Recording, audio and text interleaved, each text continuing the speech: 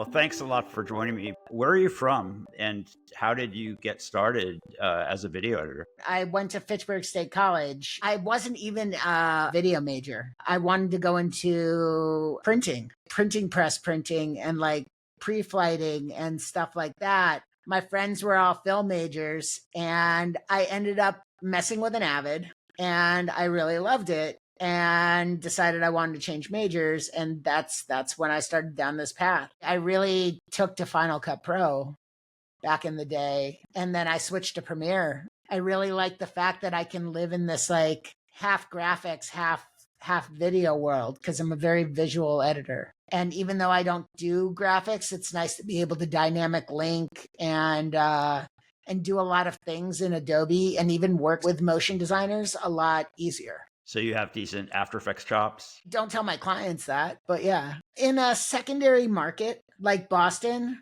you need to be more multidisciplinary. And honestly, that really set me up to separate me in the New York market once I decided to come here. Even if you don't do graphics all the time, it's nice to have that base because an editor really is a quarterback on a job. And to me, a good editor is a management position. You're the hub. You're really the hub and you're the person with more focus on the day-to-day in a project to actually see the pieces going in and know what's missing and what's not and be able to pitch ideas and things that keep stuff within budget, not to mention having to worry about story and editing. But anybody can do that. 16-year-olds can do that. Going back for a second, like, you're in the Boston market. I think you worked at Viewpoint, didn't you? Yep. What kind of things did you learn there? I learned how to work on big projects. I learned how to work with designers. One of the things reflecting back on like Viewpoint, and I reflect a lot about it, is you sit there and you look at the decisions those businesses make. When you're on the ground, you're like, it's silly. We should be working on this thing and this thing and this thing. This doesn't seem cool at all. This seems super cool. And you want to put 1 million hours into stuff that you think is cool and you kill budgets and you hurt expectations. And then reflecting back on it later in your career and you understand why people made the choices they did. It's being able to step into another person's shoes, which earlier in my career, I just couldn't do. Unfortunately, I think Viewpoint is now gone, which is really sad because they gave me a lot of the tools for where I am now. Yeah, I didn't know that they closed shop. It happened within the last few weeks, I believe. There's a lot of shops closing right now. Right. Well, obviously, because this economy is a little crazy, right? I think it's a combination of a lot of things. I think there's a change in ad buys. I don't think commercials are always the place where like you get the return for your money. The amount of investment into social media, it's starting to get more and more targeted, and people are really looking for returns as opposed to these shotgun approaches to media buys. It makes a lot of sense because in the old days on commercial television, you're just kind of going so wide. Nowadays, there's just a lot more very, very deep analytics that you're getting off every single view. And it's also the consumer. They want an honest conversation with whoever the brand is talking to them. If like a brand is serving up information or some sort of branded content, they really just want to know where it's coming from. And then they'll actually listen. With a lot of social content, they really want it to look and feel like social content. They don't want the glossy advertising of before. Absolutely. I was going to ask you, how you feel about that. Is there certain types of work that you would like to be doing more of or less of?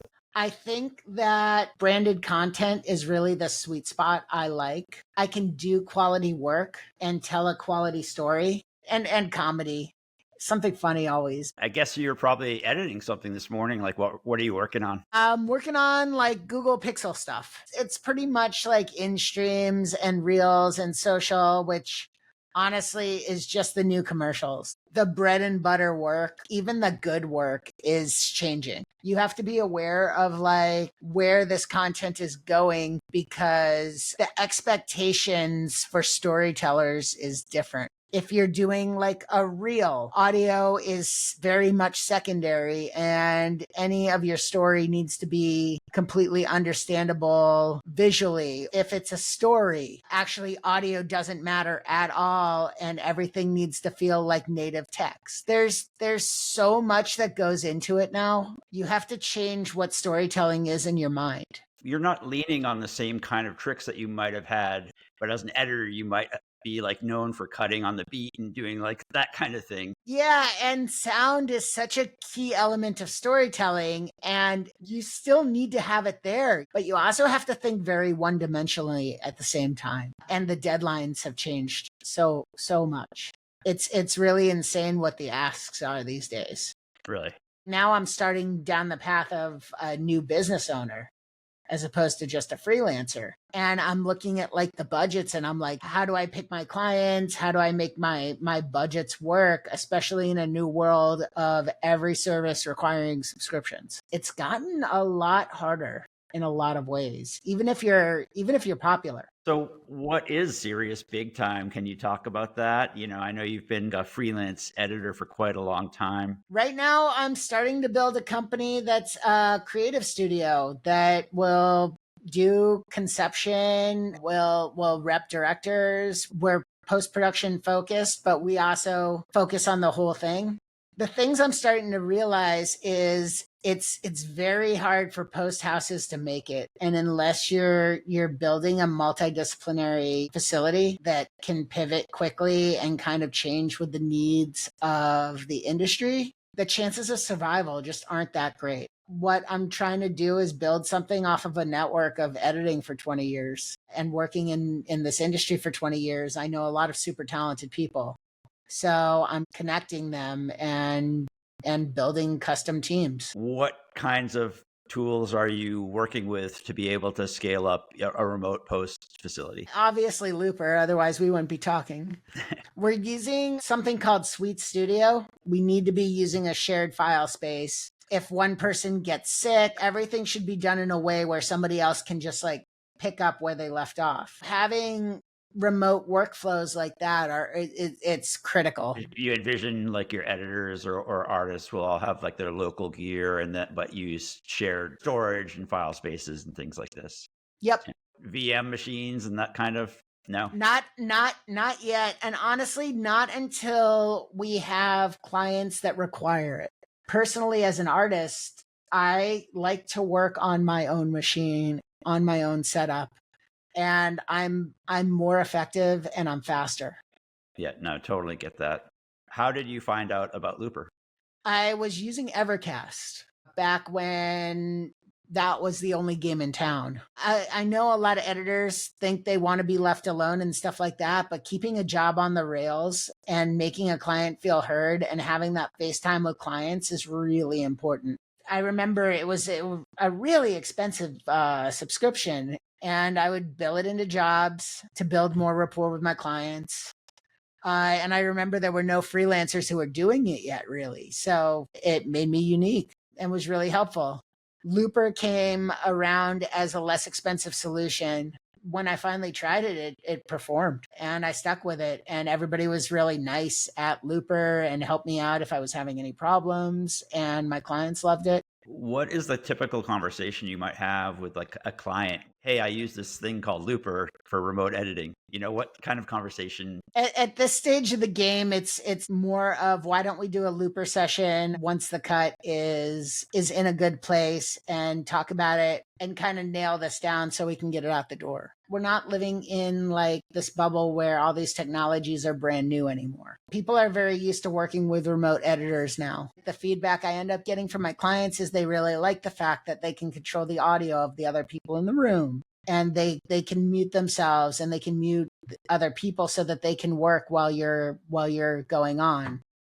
Even the little like raised hand thing is like really useful. I know the Louper team has put a lot into the UI design just to make it really user friendly. Yeah, it's pretty instinctive. What's the most amount of people you've had in one of your Louper sessions? I've hit the max for my account. I've definitely done that thing where I kicked out the producer. I know you guys have new features now where I can temporarily upgrade the room size.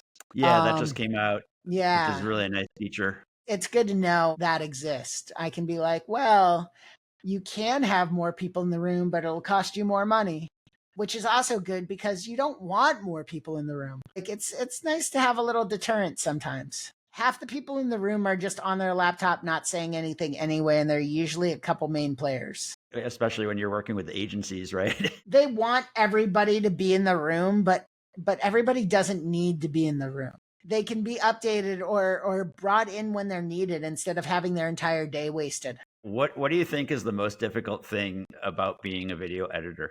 It's a lot of time management.